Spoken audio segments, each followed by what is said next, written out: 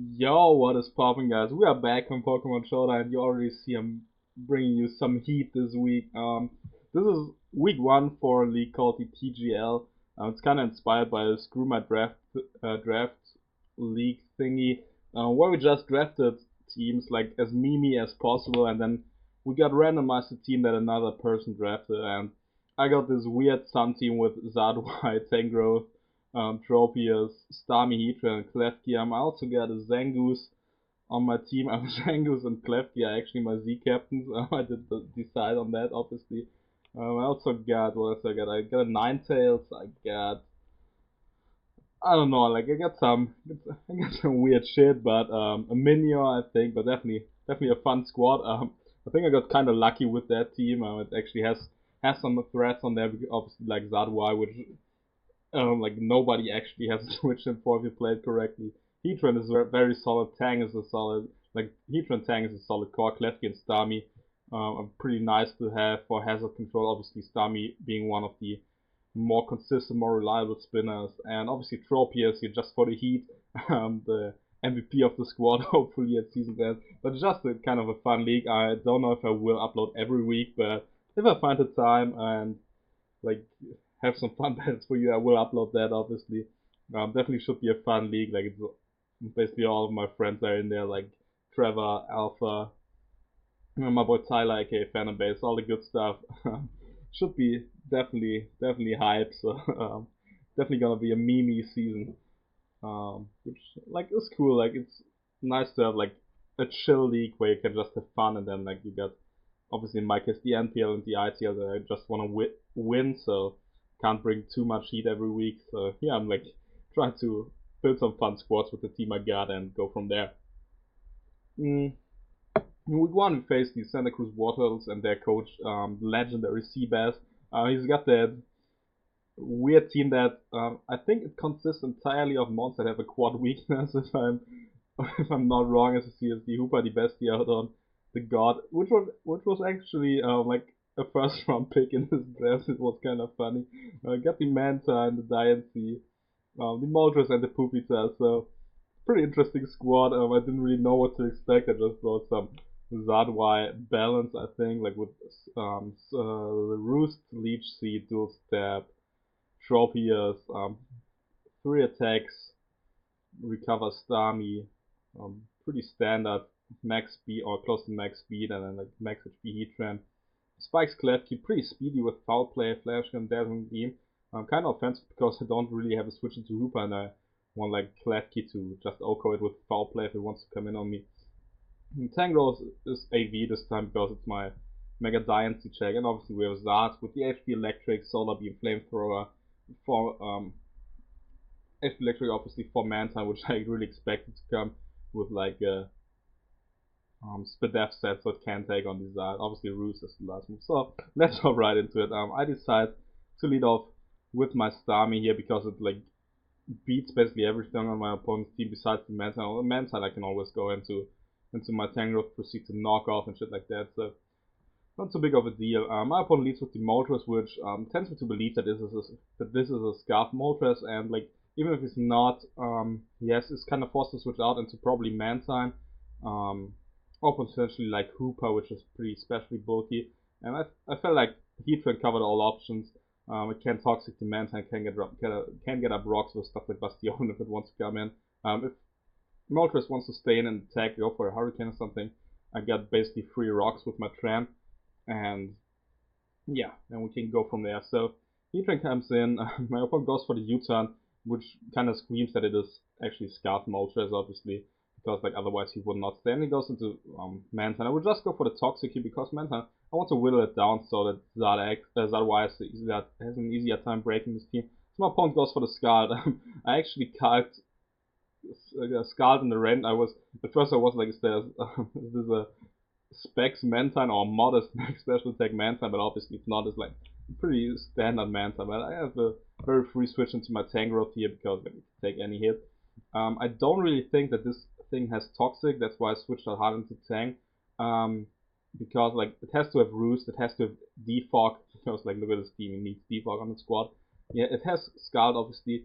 And then I felt like because it's a Zard counter, like Toxic stalling with Zard doesn't really help you, especially like when Solar Beam does like 40% to you almost, depending on your set. I feel like he could have like something like HP Rock or so.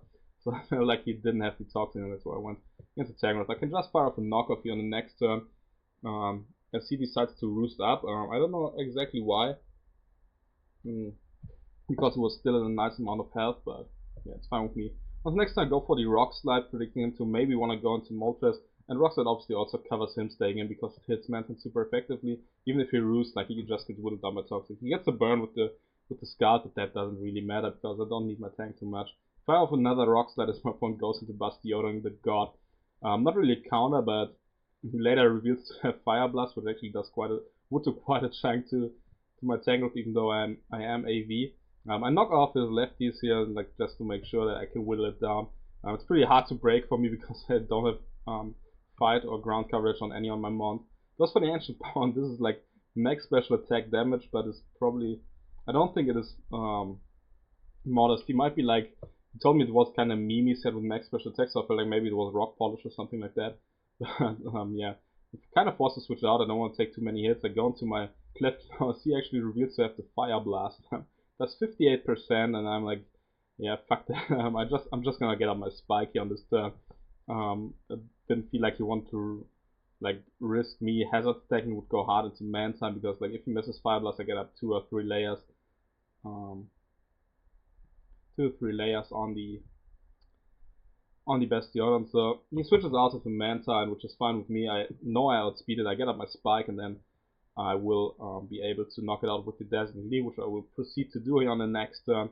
Could have potentially doubled out there and maybe get a spin-off with my Tangrowth later, but was kind of, I don't know, the spin of defog was kind of like not the problem that he would get the free defog versus anything on my team, because everything besides Tropius and Tangrowth outspeed, so he was kind of pressured by everything. He was at 7% with the Toxic, so obviously it wasn't pretty just well. But Bastion comes back in. I go back into my Starmie this time on the potential Fire Blast, but he goes for the Ancient Power, maybe trying to get a boost here. But obviously I can just now fire for free Scald. It obviously won't kill because Bastion on this bulky as fuck, and I'm uninvested, or close to uninvested, I think. Goes for the Toxic, which doesn't matter. So he like probably isn't a Rock Polish set because he really Toxic 2 attacks. It could kind of be a weird set. Hooper comes in, maybe like, I don't know, because he can like take the hit obviously, and like I will definitely go and switch out. I get the burn, which doesn't really matter because Hooper is a special attacker. When actual Q activates, I go into my Tran, which I don't really need. If he goes for the Specs Shadow Ball, it can like just 2KO me. But he actually reveals to be non-boosting item and not modest Hooper, and the only reason why I would run it is if he has a Scarf set. So I basically have 3 rocks here on his next turn, which is kind of nice. My opponent is kind of forced to switch out because obviously the like Hooper can't really touch the Heatran if it's locked into Thunderbolt. Kupita comes in. I predict him to go for rocks on this turn as I go back into my Starmie. Even with the Dragon Dance set, I will outspeed a +1 Kupita, which is solid. And I will go for another Scald here because like Hooper seemed like a very solid switch on a potential spin block, but he actually went into Bastion, which I found kind of interesting because that would have given me a free spin. Pretty interesting, but now I can go back into Hooper. Oh no, it goes into Moltres. I don't know why, like it doesn't really threaten me out. It just gives him U-turn. It takes unnecessary 50%. Like maybe he should have gone hard into his Scarf Hooper, but yeah, I don't know. I would just go for the recover here, trying to see what he wants to lock himself into. I know U-turn won't be a 2-hit KO or anything, so I can just recover up to full. As now he goes into Hooper, predicting my spin, but I, as I said, just go for the recover. And yeah, like I'm never staying in here because with the Thunderbolt and he obviously has to have Shadow Ball. I don't want to stay in. I will go into my, what is it, Klefki, or no, I go into my Tangrowth because I know I can take any hit and pivot out depending on what he goes for. And he goes for the Destiny Bond, so he locks himself in the Destiny Bond. I'm 100% certain he is Scarf, and like and can now just pivot around and like wait until this thing goes down, not having to take unnecessary damage or like let the Mon go down. So that's kind of nice for me. I can go back into my Starmie, I think. As it gives me the best matchup versus Moltres, Pupitar, and Diancie. Like nothing can really switch in. And yeah, Hooper will go down to the burn, which is nice. So things are looking clean for me. Looks like another IKVGC body back here. So he goes into Diancie.